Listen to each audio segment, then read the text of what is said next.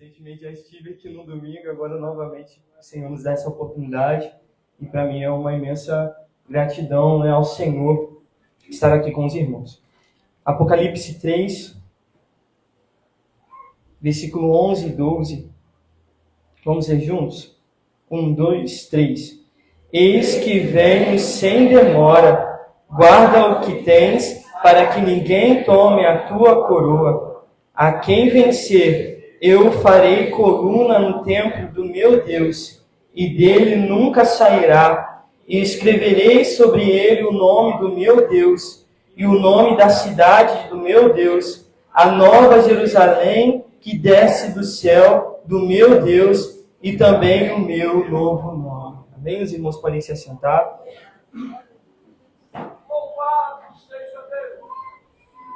É um tema muito pertinente para os nossos dias, né? O livro de Apocalipse. Eu gosto de uma frase que eu ouvi um tempo atrás que diz que a Bíblia ela é mais atual que o jornal de amanhã. O jornal de amanhã ainda nem saiu, mas a palavra de Deus ela já está revelando aquilo que vai acontecer no futuro, no amanhã, porque o Senhor ele quis assim revelar aos seus servos. O livro de Apocalipse foi escrito pelo apóstolo João durante o seu exílio.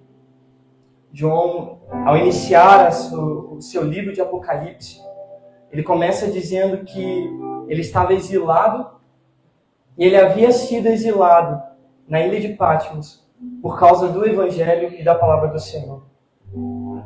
Com uma tentativa de Roma que estava ali naquele período perseguindo os cristãos, e uma tentativa de calar a igreja, de calar os cristãos, de calar os irmãos. Mataram, né, aqueles que estavam testemunhando do Senhor. Os discípulos foram martirizados naquele período. E João foi o único discípulo que não foi mártir, né, na sua morte, mas ele morreu exilado na ilha de Patmos. E a intenção de Roma era calar João, porque João tinha um testemunho, João tinha uma palavra, e essa palavra que João pregava não era a palavra que vinha de João, mas era um testemunho que falava sobre Cristo. E a palavra, quando ela é viva e quando ela fala sobre Cristo, ela transforma vidas. Ela arrasta multidões, ela conquista o coração daquele que ouve, e uma forma de calar talvez a igreja, e talvez tentar parar a mensagem que João tinha. Fizeram ali um consenso de tirar João do meio do convívio das pessoas e exilar João numa ilha.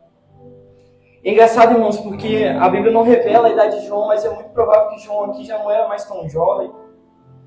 Mas mesmo assim ele representava um perigo para Roma, porque mesmo não tendo, né, a força de jovem, a palavra que estava na boca de João era poderosa. E, irmãos, se tem uma coisa que se torna uma arma na mão do Senhor, é alguém que é cheio da palavra do Senhor. Independente da sua idade, pode ser criança, adolescente, jovem, adulto, já é idoso, não importa a idade da pessoa, se ela tem a palavra do Senhor na sua boca, ela se torna uma arma poderosa na mão do Senhor. E eles tentando calar João, porque mesmo não sendo jovem, mas tendo o testemunho do Senhor, ele era relevante para aquela época. E mal sabiam eles que, exilando João, na verdade eles estavam fazendo com que João fosse para um lugar que fosse propício para que Deus revelasse a João coisas extraordinárias. Irmãos, o local geográfico nunca impediu Deus de fazer algo. Muitas vezes Deus fez algo em locais que eram improváveis. Deus fez com que o seu povo crescesse no meio do deserto, né? Um lugar que haviam poucas condições, talvez até um lugar que era inóspito, né? Um lugar que não era fácil de se viver. Deus faz com que o seu povo crescesse e andasse pelo deserto. E Ele fez o seu projeto acontecer, mesmo num lugar de sequidão, num local que não era propício para isso. Mas Deus ele é poderoso para fazer. Isaías fala que Ele cria caminhos no deserto. Ele abre ermos, né, num lugar de sequidão. Deus ele faz brotar água, até mesmo em lugares secos, porque Ele é poderoso para fazer acontecer o seu propósito. E João escreve Apocalipse, estando exilado, O propósito de Roma era calar João, mas na verdade deram para o João uma caneta, um papel, e hoje nós estamos aqui mais de 2000 anos depois pregando aquela mensagem que estava tentando ser calada, mas era uma mensagem que não vinha do coração de João, mas vinha de Deus. E quando a mensagem vem de Deus, ela não é parada, ela não é calada, porque o próprio Jesus disse que as portas do inferno não prevalecerão contra a igreja do Senhor.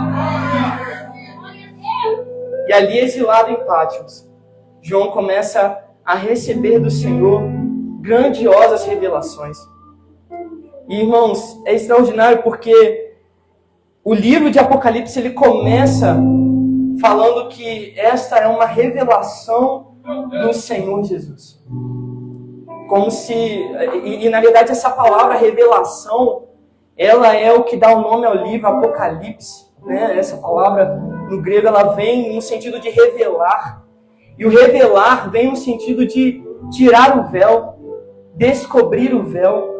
E eu acho isso muito bonito, irmãos, porque no decorrer da história da humanidade, quando nós vemos desde Gênesis, nós vemos que Deus ele revelou o seu plano de forma gradativa. À medida que o homem ia andando e caminhando na sua presença, Deus ia revelando os seus planos. É fato que lá no Antigo Testamento, Deus ainda revelava algumas sombras daquilo que viria a ser no futuro. Quando, por exemplo, nós vemos em Gênesis Deus falando, olha, vai vir um filho, semente de mulher, que vai pisar a cabeça da serpente. Ela lhe ferirá o calcanhar, mas ele lhe ferirá a cabeça. Deus ali estava começando a revelar o seu plano de salvação. E à medida que o homem ia caminhando, à medida que a história ia avançando, Deus ia revelando esse plano. Tanto que Romanos fala que ele falou através dos profetas, né? Deus ele falou através dos seus profetas, revelando esse plano que estava no coração dele, mas era em relação à salvação do homem. E ele foi revelando gradativamente, de modo que, irmãos, quando a gente vê o tabernáculo sendo construído, uma das coisas que havia no tabernáculo era o véu, que era uma separação que acontecia entre o lugar santíssimo, onde ficava a presença do Senhor, e o outro espaço que era o lugar santo. E aquele véu fazia uma separação onde só uma pessoa, uma vez no ano, podia entrar. E quando Jesus, ele morre na cruz, e ele está ali entregando a sua vida, quando ele expira a sua última vez, a palavra fala que no templo o véu se rasga. E naquele momento Cristo inaugura um novo tempo, onde haveria ali uma revelação plena desse plano de Deus, através do Espírito Santo. Mas quando chega em Apocalipse, é como se Deus estivesse tirando de vez aquele véu, não mais deixando rasgado, mas tirando de vez o véu, mostrando o fim de todas as coisas, revelando a nós aquilo que em breve há de acontecer. Deus já havia feito isso em outros momentos, como por exemplo quando nós lemos o livro de Daniel. O livro de Daniel é um livro que é escatológico. Deus ali revela para Daniel coisas que seriam do tempo do fim. E ali Daniel, através daquelas visões, Deus revelou para ele a história que aconteceria não somente no seu tempo, mas Deus revelou para ele coisas que aconteceriam no futuro. E o que eu acho interessante, irmãos, é que quando Daniel termina o seu livro, no capítulo 12 de Daniel, quando ele está fazendo ali o fechamento do seu livro, capítulo 12, se não me engano, ele pergunta para o Senhor, Senhor, quando é que essas coisas irão acontecer? E Deus fala para Daniel, Daniel, sela as palavras deste livro, porque são para um tempo futuro. Deus revelou para Daniel aquilo que iria acontecer, mas ele falou, Daniel, sela as palavras desse livro, porque não é para o teu tempo, não é para agora. Isso não vai acontecer agora. Mas quando Deus revela para João aquilo que vai acontecer, ele mostra um senso de urgência, porque ele fala, João, escreve porque essas coisas em breve vão acontecer. João, escreve essas coisas porque cedo veio, eis que em breve veio, o meu galardão está comigo, para dar a cada um segundo as suas obras. Isso quer dizer, irmãos, que nós estamos mais perto do que Daniel estava, e com certeza estamos mais perto do que João estava. É só nós olharmos aquilo que está acontecendo ao nosso redor. Se no tempo de Daniel Deus já estava revelando o futuro, é porque ele estava dizendo, eu estou controlando o fim. E eu trago revelação aos meus servos daquilo que vai acontecer. E a nossa esperança é que isso aconteça o quanto antes. Aleluia. Que o Senhor ele venha nas nuvens buscar a sua igreja. E quando João ele começa a sua revelação, o primeiro momento em que ele vê Jesus, no capítulo 1, ele vê Jesus no meio de 7 castiçais. A primeira visão que João tem ali naquele momento, onde ele é arrebatado em espírito, é levado aos céus, é a primeira visão de Jesus e ele está no meio de 7 castiçais. E o próprio livro de Apocalipse fala que esses 7 castiçais representavam as 7 igrejas para as quais ele iria enviar as suas cartas. Deus havia falado para João, João escreve 7 cartas para 7 igrejas, mas a primeira coisa que João vê é Jesus no meio dos 7 castiçais, que era uma representação das 7 igrejas. Irmãos, isso é maravilhoso porque é como se Jesus estivesse falando, eu estou no meio da minha igreja. Ele andava no meio dos 7 castiçais e João viu na sua mão direita 7 estrelas. E o livro de Apocalipse também revela que essas 7 estrelas são os 7 pastores daquelas igrejas. E Deus estava dizendo que ele estava no controle da igreja do Senhor, com os pastores na sua destra. E ele também estava no meio da sua igreja, porque ele passeava entre os 7 castiçais. Irmãos, há um contexto lá fora que diz que Deus criou a sua criação e abandonou a sua criação, deixou que os homens vivessem ao seu bel prazer, né? É como se tivesse assim, Deus lá no céu e a gente aqui na terra vivendo como a gente quer viver. Mas quando João vê Jesus no meio dos 7 castiçais, era Jesus confirmando, eu estou sim no meio da minha igreja.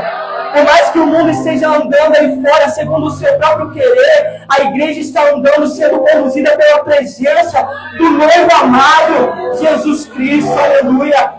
E em cada uma das cartas ele começa a dizer, eu conheço as tuas obras, eu conheço o seu trabalho, eu conheço aquilo que você faz. Por quê? Porque ele não está distante, ele está perto, ele está no meio da igreja.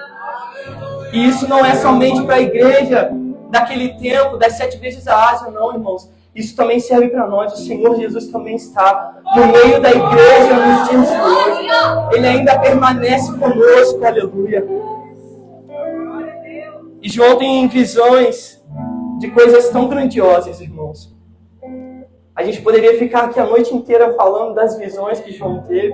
E eram coisas tão extraordinárias que João não tinha como descrever aquilo que ele estava vendo. A gente vê diversas vezes João falando daquilo que ele estava vendo. E ele usava formas de comparação. Quando a gente lê Apocalipse, diversas vezes a gente vê João falando assim, e era semelhante a alguma coisa, e era parecido com alguma coisa, e era como alguma coisa, porque aquilo que João estava vendo era tão extraordinário. Ele tentava buscar alguma referência da terra para fazer com que as pessoas que lessem a carta entendessem o que ele estava vendo, mas era algo tão extraordinário que ele tentava reduzir. Mas, irmãos, imagina o que João estava vendo.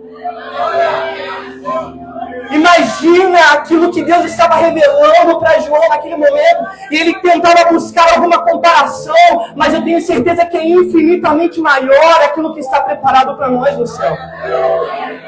E algumas vezes ele vai falar, olha, o rio parece um cristal. O trono dele brilhava tanto que parecia um arco-íris. Ele tentava buscar alguma referência da terra. Mas eu tenho certeza, irmãos, que quando nós chegarmos lá, nós vamos nos surpreender. Nós podemos ler Apocalipse 20, 30 vezes, guardar as referências, mas nós só teremos a visão clara quando nós chegarmos lá no céu. Aí nós vamos ver verdadeiramente o que João viu. E muito mais do que aquilo que ele viu na paisagem. A palavra diz que nós veremos o Senhor como Ele é. O livro de Hebreus fala que hoje nós estamos... nós precisamos da fé, né, para chegar a Deus, porque nós não vemos Deus.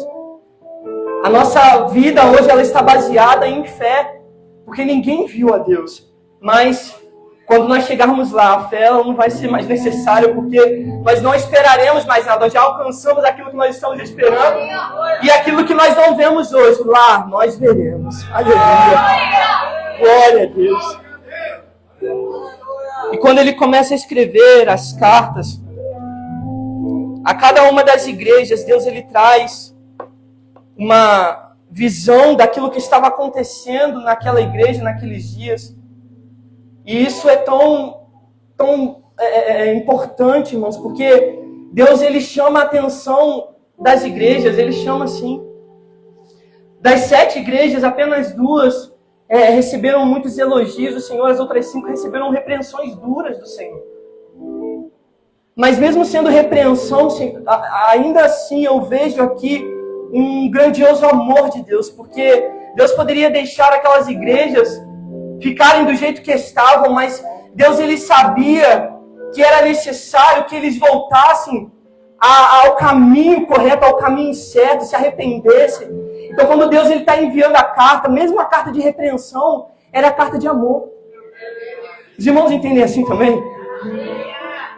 Mesmo a carta dura, aquela carta que Deus falava assim, olha, eu tenho contra você que você se esfriou, eu tenho contra você que você está morno, eu tenho contra você que você tolera Jezabel, que você tolera os nicolaítas. Mesmo as cartas duras, mesmo as cartas de repreensão, eram cartas que mostravam que Deus estava cuidando da sua igreja. Ele queria que a igreja voltasse enquanto era tempo. Por isso, irmãos, eu tenho certeza que quando eu ouço palavras de repreensão do Senhor, eu preciso entender que Deus me ama tanto, que Ele não quer me perder, Ele quer que eu fique firme, Ele quer que eu volte ao caminho. Talvez a palavra que esteja chegando na tua vida seja uma palavra de repreensão, mas tenha isso como um pai que está corrigindo o filho. Deus mesmo fala no livro de Hebreus que o pai que não corrige o filho tem o filho como bastardo, mas o pai que ama o filho corrige o filho. Não porque não ama o filho, muito pelo contrário, porque ama. Corrige porque ama. É por isso que em Coríntios 11 fala que Deus hoje ele está nos julgando e está nos repreendendo para que nós não sejamos julgados com o mundo. Deus hoje ele nos repreende para que no momento do juízo final nós não estejamos como aqueles que serão julgados para serem lançados no lago de fogo. Não, Deus ele está julgando a igreja e repreendendo ela hoje, porque ainda hoje é tempo de voltar, ainda hoje é tempo de se arrepender, ainda hoje a porta da graça está aberta, ainda hoje o tempo de voltar ainda está acontecendo, ainda hoje as mãos ainda estão abertas, os braços ainda estão estendidos. Um dia, irmãos, as portas vão se fechar. E aí a repreensão já não vai adiantar mais de nada, porque o tempo já se passou. Mas enquanto há tempo, o Senhor ele vai nos repreender mesmo. Mas Ele nos repreende porque Ele quer nos salvar. Ele quer nos levar com Ele para as alturas.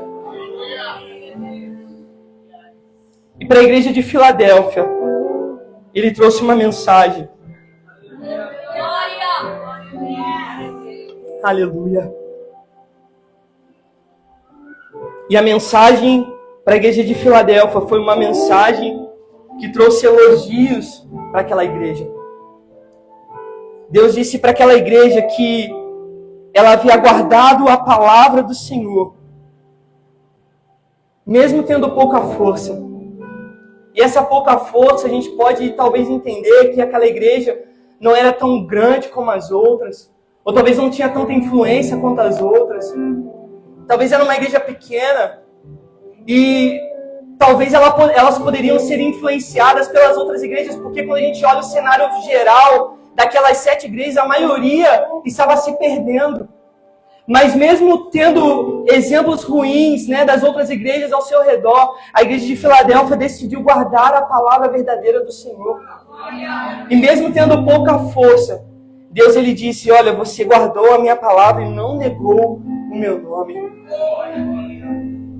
E o que eu acho bonito é que quando Deus vai concluir essa carta, e Ele vai falar para aquela igreja que ela iria receber uma recompensa, na recompensa do versículo 12, Deus diz, ao que vencer, eu farei coluna do templo do meu Deus. para a igreja que ele disse que era uma igreja que tinha pouca força, ele faz uma promessa de que ela seria coluna. Irmãos, coluna, e eu não construo, meu tio está aqui atrás, pode me corrigir, mas eu entendo que a coluna é o que mais precisa estar reforçado, é o que precisa estar mais forte. De tudo que é feita, a estrutura da igreja, a coluna, ela é o que tem que ser mais forte. Tanto que lá na igreja a gente está passando por um estudo para poder ver o que vai fazer na reestruturação da igreja. E uma das coisas que o pastor fica preocupado é, não vamos mexer na coluna. Ali passa uma coluna. Essa coluna aqui a gente não pode tirar. Porque a coluna, ela sustenta a estrutura que está sendo erguida ali. E para a igreja que Deus disse que era uma igreja que tinha pouca força, Deus falou, eu vou fazer com que você seja coluna do templo. E o que isso quer dizer, irmãos? Isso quer dizer que enquanto nós estivermos aqui, nós temos limitações, sim. Enquanto nós estivermos aqui, nós temos as nossas questões como seres humanos. Mas isso tudo vai ser mudado quando nós estivermos no plano celestial. Porque a palavra fala que até o nosso corpo ele vai ser transformado. E aquilo que nós temos de limitação hoje, lá nós não teremos. Talvez aqui você esteja limitado por causa de alguma debilidade física. Ou talvez você esteja debilitado por alguma questão do seu viver. Mas quando nós chegarmos lá no céu, tudo aquilo que é limitação para nós aqui na terra, lá vai ser desfeito, vai ser tirado. E nós estaremos como coluna no templo do nosso Deus. Talvez aqui você seja como essa igreja, com pouca força, às vezes parece que você não tem muita relevância, mas essas limitações vão ficar só aqui nesse plano terrestre. Quando você subir para o céu, quando eu subir para o céu, nós receberemos um corpo incorruptível. Algo que o próprio Deus preparou para nós. Aleluia. E foi por isso que o Senhor disse para ela, eis que venho sem demora. Guarda o que tens, para que ninguém tome a tua coroa. Aquela igreja recebeu um elogio do Senhor, mas ela também recebeu uma orientação do Senhor. Assim como eles estavam guardando a palavra até aquele momento, Deus ele orienta para que eles continuassem guardando a palavra. Continua guardando o que vocês têm, para que ninguém tome a coroa. Porque, irmãos, enquanto nós estivermos aqui, nós estaremos em guerra constante. E a palavra fala que o inimigo das nossas almas, ele está ao nosso derredor, buscando a quem possa tragar. E uma das coisas principais que o inimigo quer tirar do nosso coração é a palavra da fé que nós recebemos um dia. Porque quando o inimigo ele tira a fé do coração do cristão, ele tira a esperança. Se o cristão não tem fé, ele não espera. Se o cristão não tem fé, ele não aguarda. Se o cristão não tem fé, ele não acredita em Deus. E é por isso que nos últimos dias o inimigo ele vai tentar minar a fé da igreja, para que a igreja não creia mais, para que a igreja não acredite mais, não espere mais. O próprio Jesus alertou isso quando em Lucas 18 ele estava contando a parábola da viúva insistente, que batia a porta do juiz dia e noite. E no final daquela parábola Jesus diz, olha, porventura achará fé o Filho do Homem quando ele vier à terra. É como se Jesus estivesse falando assim, nos últimos dias haverá uma escassez de fé.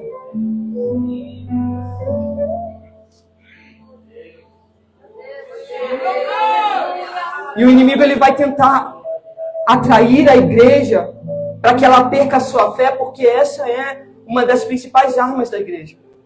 1 João 5 diz que aquele que é de Deus vence o mundo. E essa é a vitória que vence o mundo, a nossa fé.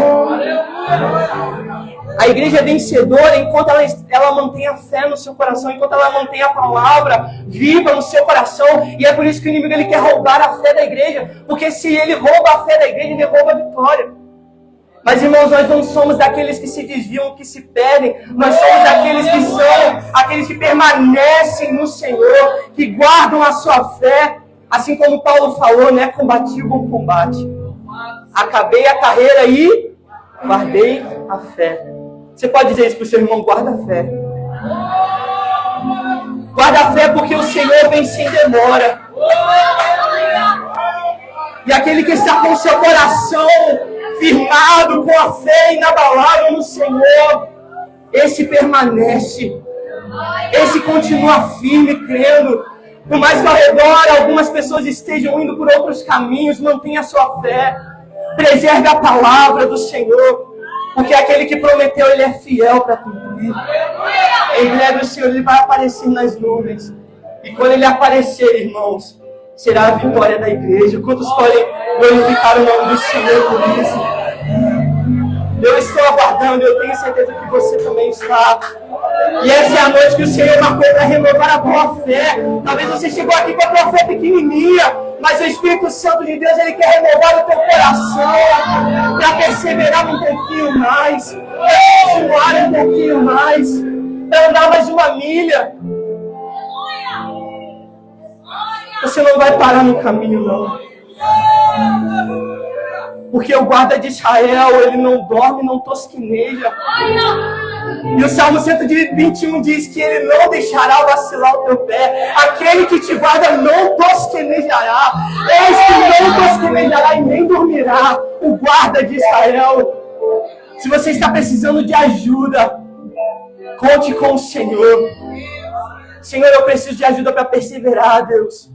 Senhor, eu preciso de ajuda para guardar a minha fé. Senhor, eu preciso de ajuda para não fraquejar. Senhor, eu preciso de ajuda para não vacilar. Peça a Ele, porque Ele é socorro bem presente na angústia. Eu não sei como você entrou aqui, mas o que eu tenho certeza é que o Espírito Santo, Ele fala conosco através da sua palavra. E a palavra dele é como água que molha a terra seca. Talvez está sem vida, sem esperança. Deus quer regar o teu coração para continuar esperando, fiel na promessa do Senhor. Aleluia. E eu gostaria que a igreja lesse comigo Apocalipse 22 para nós fecharmos. A palavra do Senhor.